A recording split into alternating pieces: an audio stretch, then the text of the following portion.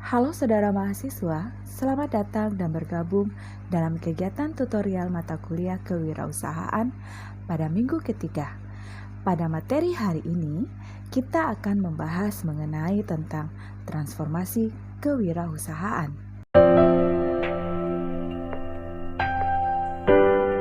Transformasi adalah sebuah perubahan. Untuk sukses dalam memulai usaha, jangan dulu melihat sebuah modal sebagai faktor utama, tetapi belajarlah berpikir kreatif. Untuk menemukan sebuah inspirasi dan ide brilian, yang harus dilakukan adalah bagaimana caranya kita merubah pola pikir Anda terlebih dahulu sebagai bentuk dari transformasi pemikiran. Nah, mahasiswa, untuk menjadi seorang entrepreneur, tentunya kita memerlukan transformasi pola pikir dan paradigma agar bisa menjalankan sebuah bisnis dan tahapan dari proses entrepreneurship. Ada 4 jenis tahapan proses transformasi dalam entrepreneurship, yaitu yang pertama adalah mindset, transformasi pola pikir dan paradigma, yaitu sebuah transformasi pemikiran, sikap, motif, semangat, dan karakter yang lama untuk berubah menjadi seorang yang berpikiran sama dengan seorang entrepreneurship yang cerdas. Yang kedua adalah transformasi cara berpikir yang lama seperti kebiasaan yang selalu menggunakan logika ke pola pikir kreatif dalam menemukan ide dan sebuah peluang bisnis. Cara berpikir yang transformasi adalah menghindari jebakan logika, berpikir berbeda dengan orang lain pada umumnya, menjadi pengetahuan sebagai perkakas dalam menemukan inspirasi melalui pola pikir visioner. Yang ketiga adalah transformasi entrepreneurial dari bersikap sebagai entrepreneur atau menjadi owner menjadi manajer pengelola bisnis, entrepreneur organization yang profesional. Entrepreneur yang berpikir sebagai pemilik, pendiri, penggagas dari sebuah bisnis itu berbeda dengan entrepreneur yang bertindak sebagai pengelola, manajer, pemimpin, dan pelaksana strategi, menjadi lebih profesional. Yang terakhir adalah mengenai tentang transformasi entrepreneurial dari pola pikir owner ke pola pikir menjadi investor. Setelah seseorang berbisnis sukses, pola pikir mereka berkembang menjadi seorang investor untuk mengembangkan bisnisnya melalui sebuah ekspansi bisnis, membeli bisnis, melakukan franchise, dan meningkatkan nilai perusahaan hingga mengarah pada peningkatan nilai aset real yang tinggi secara tangible dan intangible menjadi seorang investor. Mahasiswa, perlu Anda ketahui bahwa ada beberapa faktor-faktor yang mendukung seseorang menjadi seorang entrepreneur. Di antaranya adalah faktor individual atau yang kita sebut faktor personal. Faktor individual merupakan faktor yang terjadi karena pengaruh pengalaman hidup dari kecil hingga mereka dewasa, baik lingkungan atau keluarga. Contohnya misalnya seperti ini. Pengaruh masa anak-anak. Misalnya saat anak-anak sering diajak oleh orang tua, paman, saudara, dan tetangganya ke tempat yang berhubungan dengan bisnis. Pengalaman ini akan selalu melekat dalam benaknya sehingga bercita-cita suatu saat nanti ingin menjadi pengusaha. Kemudian perkembangan saat mereka dewasa. Ada beberapa hal juga yang mempengaruhi mereka, seperti pergaulan, suasana kampus, dan teman-temannya yang sering berkecimpung dalam sebuah bisnis akan memacu diri mereka untuk mengambil jalan hidup menjadi seorang entrepreneur. Perspektif atau cita-cita seseorang juga muncul karena keinginannya untuk menjadi pengusaha diakibatkan karena melihat saudara, teman, atau tetangganya telah sukses menjadi seorang entrepreneur. Yang kedua adalah faktor suasana kerja. Lingkungan pekerjaan yang nyaman tidak akan menstimulus orang atau pemikirannya untuk berkeinginan menjadi pengusaha. Berbanding terbalik jika lingkungan kerja tidak nyaman, Hal ini akan mempercepat seseorang memilih jalan karirnya untuk menjadi seorang entrepreneur. Faktor yang ketiga berhubungan dengan tingkat pendidikan. Semakin tinggi tingkat pendidikan seseorang, maka akan semakin kecil pengaruh terhadap keinginan untuk memilih pengusaha sebagai jalan hidupnya.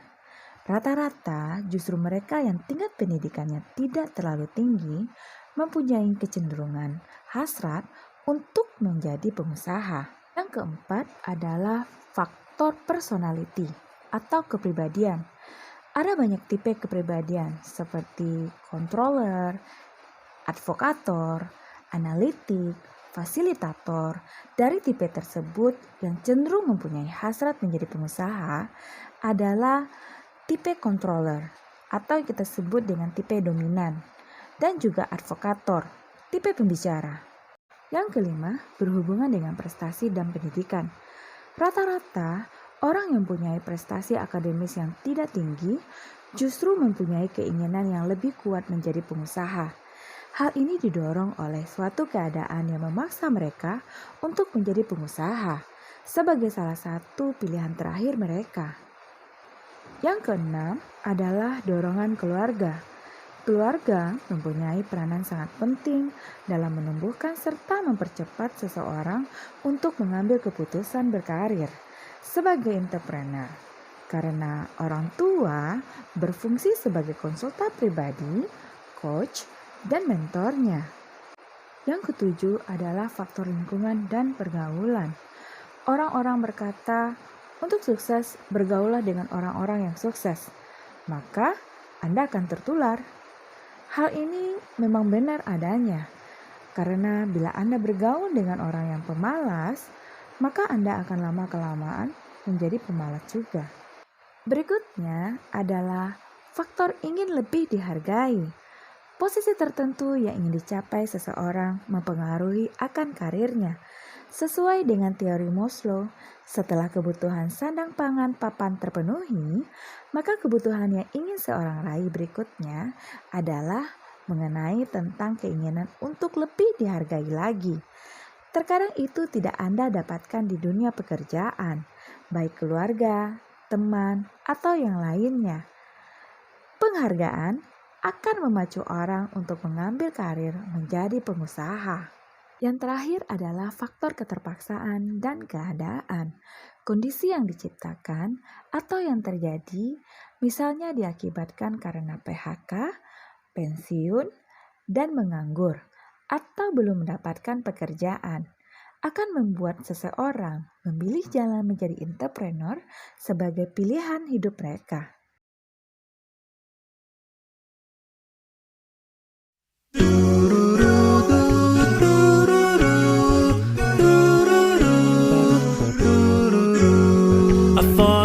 Before over a million times. Who would ever thought that it would be our time? I just know it, 'cause you're the one. It ain't a selfish love when I'm with you. Remind me of the love so I know it's true. I'll just say it, you are the one. Won't you be my BFF forever? Won't you be my partner after this world? We'll see it. Nah, mahasiswa, apa saja ciri-ciri khusus entrepreneur sukses? Yang pertama adalah the power of dream. Kekuatan mimpi. Angan-angan dan cita-cita adalah sesuatu kekuatan yang sangat dahsyat. Seseorang yang mempunyai tantangan dan optimis pada masa visi ke depannya akan menjadi suatu kekuatan untuk mewujudkan sebuah mimpi dan menggerakkan tubuh mereka. Ada 5 cara menjadi kaya raya. Yang pertama, memang dari sononya kaya raya. Ini faktor keturunan, atau menikah dengan orang kaya, atau mungkin ingin mendapatkan lotre, korupsi, atau merampok, atau dengan kerja keras untuk menjadi pengusaha dan menjadi pekerja yang sukses. Mahasiswa, perlu Anda pahami bahwa sebuah mimpi akan menjadi kenyataan atau kekuatan jika di dalamnya mengandung sebuah ambisi, tekanan, atau keterpaksaan. Mungkin ini menjadi sesuatu hal yang mutlak untuk keluar dari kebiasaan lama, under pressure, atau berfokus dari mimpi Anda, ketangguhan hati, dan rela mengorbankan sesuatu yang menyenangkan, masa-masa indah, dan lainnya untuk meraih mimpi tersebut. Memulai entrepreneur memang harus dengan mimpi. Namun, jika tanpa kekuatan, itu hanyalah sebuah mimpi. Ciri kedua adalah the power of mind, kekuatan pikiran, yaitu keyakinan diri bahwa Anda bisa mewujudkan atau meraihnya. Yang ketiga adalah mereka yang pencinta tantangan dan tak pernah puas. Berikutnya adalah mereka yang memiliki ambisi dan motivasi yang kuat. Apakah itu motivasi? Motivasi merupakan kemampuan untuk berbuat sesuatu. Motif adalah bentuk dari kebutuhan, keinginan, dan dorongan. Yang kelima adalah risk manager, not just risk taker. Risk manager adalah orang yang berani dalam mengambil keputusan berdasarkan perhitungan tingkat risiko dan ketidakpastian dengan mengandalkan intuisinya untuk memperoleh keuntungan bisnis. Sedangkan risk taker adalah orang yang berani namun spekulatif dalam mengambil keputusan dengan mengukur risiko secara intuisif, firasat yang bersifat pasif saja. Yang keenam adalah problem solver, kemampuan dalam memecahkan masalah atau solusi. Para wirausaha hendaknya dapat menganalisis dengan mengumpulkan data-data, mengelolanya, menganalisis, menginterpretasikan, dan menarik kesimpulan dari penganalisisan tersebut. Yang ketujuh adalah kemampuan dalam menjual. Sedangkan yang terakhir adalah memiliki kekuatan emosional. Yang dimaksud dengan kekuatan emosional adalah kemampuan mengenali emosi yang efektif sehingga menjadi bentuk kekuatan dan batasan diri sendiri.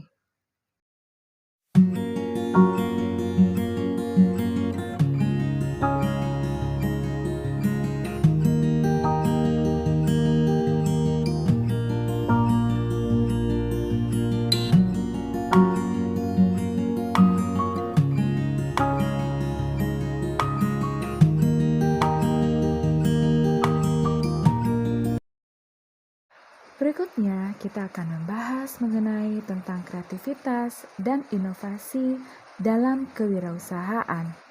Apa itu kreativitas?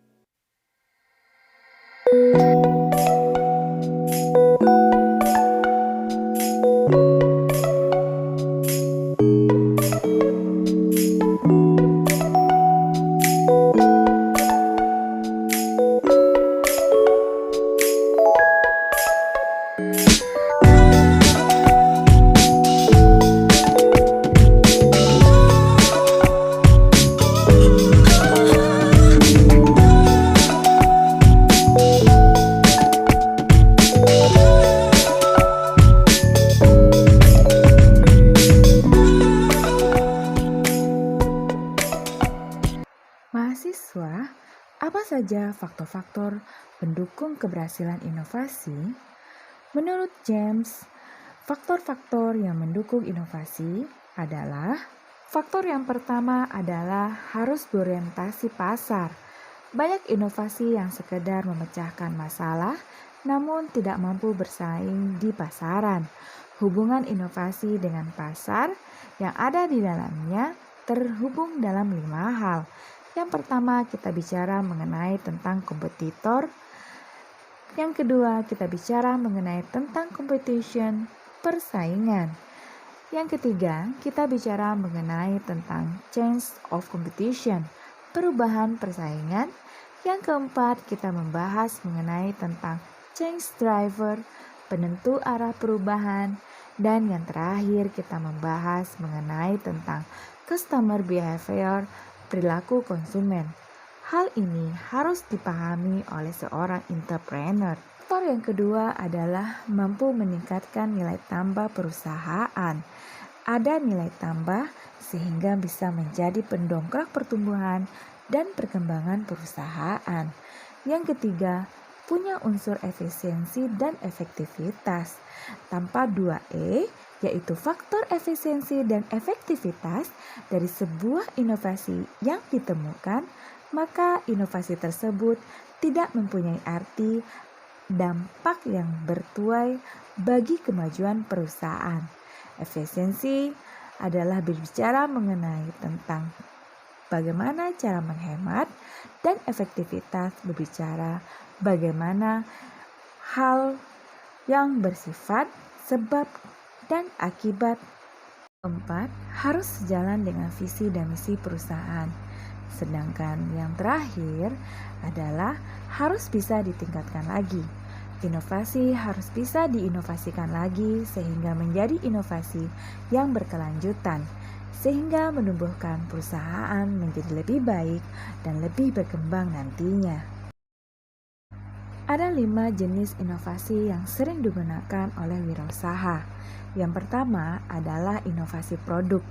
Inovasi produk misalnya berhubungan dengan isi ataupun kemasan. Yang kedua adalah inovasi marketing. Inovasi marketing berhubungan dengan bagaimana cara menjual, cara mendistribusikan, cara memasarkan, cara mengiklankan, dan cara meningkatkan permintaan, dan lainnya. Yang ketiga adalah inovasi proses. Inovasi proses berhubungan dengan inovasi penciptaan produk, proses produksi, proses teknologi dan pengemasan, proses riset dan pengembangan, proses menciptakan mesin baru, dan lainnya. Yang keempat adalah inovasi teknikal. Ini berhubungan dengan teknik desain, teknik pengawasan, dan teknik pekerjaan. Yang terakhir adalah inovasi administrasi, seperti proses penyimpanan data, pemuatan, dan pengumpulan data.